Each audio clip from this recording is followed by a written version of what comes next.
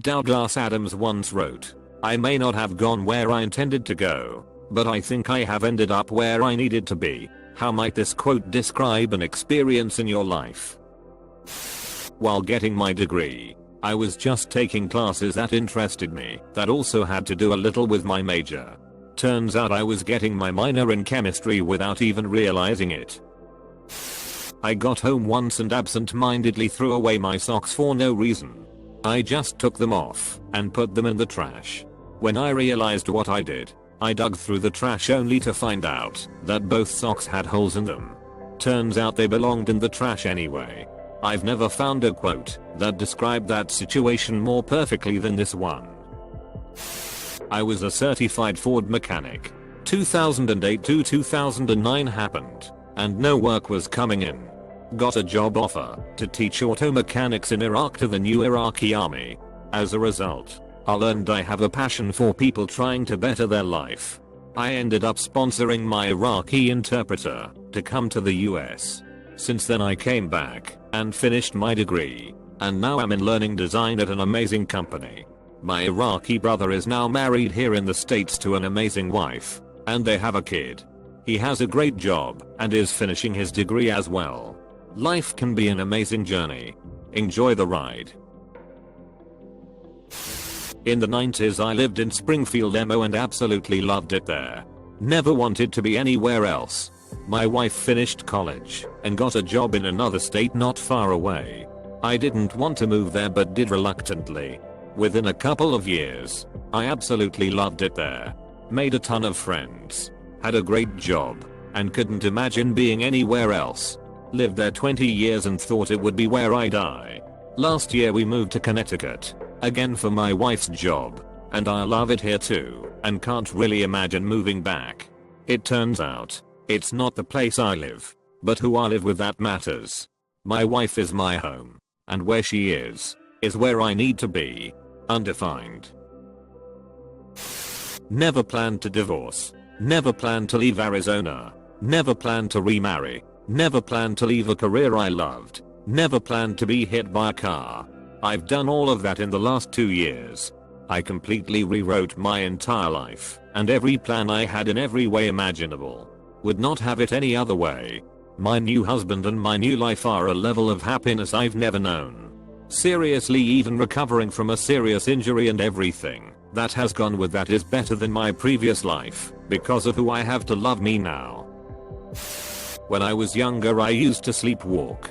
I walked straight to the end of the hall where there were 2 doors, one to the bathroom and one to my older brother's room. Opened the door, lifted the lid, and peed. Turns out I had opened the door, lifted my brother's blanket, and peed. Not where I intended, but I finally got back at that jerk for farting on me for years. I think life is happier when you learn to let go of the what if and appreciate what you have. It took several years to conceive our son. By the time he was 3 years old, we had tried many times with medical assistance for a second. We had up and started an adoption. Well, after we got all the paperwork together and sent off to China, we found out my wife was expecting. Okay, we can deal with that. As my wife put it, what's the worst that could happen? But the ultrasound showed that it was twins. So my kids are 18. 14 and 14 now. It's not what we would have ever planned, but I wouldn't trade it for anything. I suffered an extreme trauma that took my legs. I also went through a month trapped in my own nightmares while in an induced coma. Needless to say, it is an experience I would never put anyone else through. I came out the other side of that far more empathetic, patient, and understanding as well. The personality change is so drastic. People that knew me before say I'm an entirely different person. I'm a loving father as this new me. I met the love of my life as this new me. Despite how hard living in this body is, I love life more than ever. If I could see into the past and alter what happened, I wouldn't. The suffering was horrific, but transformative. To become who I'm now, the accident must happen. I'm sorry past me, but if I'm honest, you aren't a good person. I don't miss being you. In college it was my dream to get an internship at Harley Davidson. I rode a Harley, worked at a Harley dealer during the summers, and even though my GPA wasn't perfect, I thought I was more than qualified for the job. I still do. I had a preliminary interview with them through a recruiting company and I never even got to the second round. The internship I got ended up being a way better opportunity. It was only a few miles from my parents. I got a free gym membership to the gym next door, and the culture was great. Getting snubbed by Harley was just what I needed. I wanted to be a teacher. I currently work at a thrift store. Today one of my managers told me how much me working there means to her. I feel like this every few weeks when I really help a kid or parent-child psychologist. I must be where I need to be at least some of the time. Still. Wish I was a rock star though. The right man in the wrong place can make all the difference in the world. In the late 90s, I was in the Navy and getting ready to transfer to shore duty, so I was calling my detailer. He had orders for me to stay in Jacksonville, or I could go somewhere else. I decided to wait and talk to my wife that night, because she had mentioned wanting to move. When I talked to her, she said to take the orders in Jacksonville. That night, though, there was a huge snowstorm across the Midwest, and the detailers were not able to come to work for a week. By the time I was able to get back in touch with him, the orders were already taken. I had to move to Pensacola, then got orders to Italy, where my wife and I split up and got a divorce. In 2005 I retired from the Navy and ended up in California. I got a great job, which I still have, and remarried. We now live in Texas and have twin 8-year-old girls. I couldn't imagine my life without them. It's not where I intended to be, but this is where I belong. Got a job in concert security. Somehow. I'm a tiny, incredibly non-intimidating 5'4" female who at the time had waist-length blonde hair. I was terrified and had no idea what I was doing. Anything involving security is not something I ever imagined my quiet self doing, and it really shocks people when they find out. But I gained so much confidence from that job. You have to be pretty assertive to tell a sexist old redneck white guy that his pocket knife is not coming in, no matter how much of a tantrum he throws. I learned pretty quick not to take any speak from people like that. Also got to interact with artists and other celebrities occasionally, which is an interesting experience and entirely different skill set. Still no concerts, where I'm thanks to COVID, but I'll be going back to that job as soon as I can. The older you get, the more you realize that this is true for the majority of people.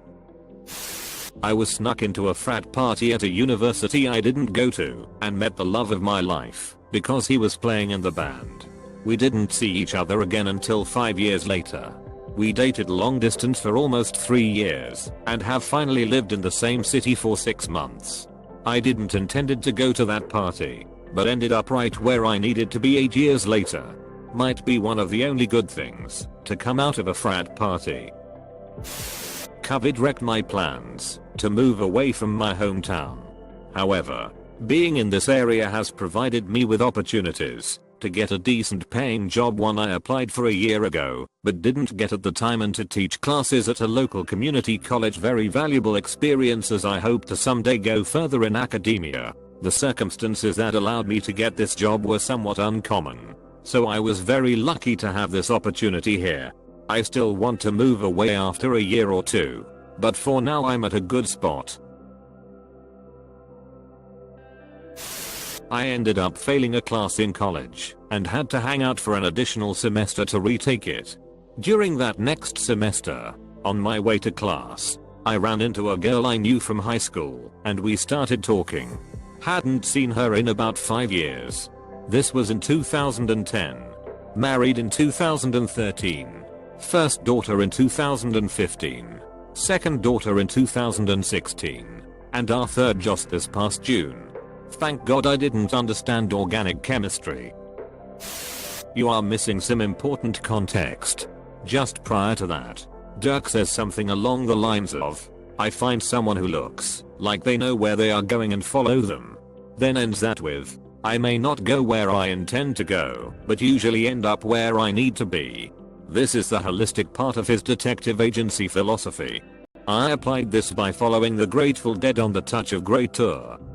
Straight out of high school, I followed my love of theater into going to university for theater production. After a few years of not knowing when I'd see my next paycheck, and went back to college for business. Turns out I'm no good in a classroom setting, so I left. Now I work at a job I love, a cannabis store, and spend my days with the coolest people, and sometimes help someone get through the pain of chemo or get to sleep after a week of restless nights.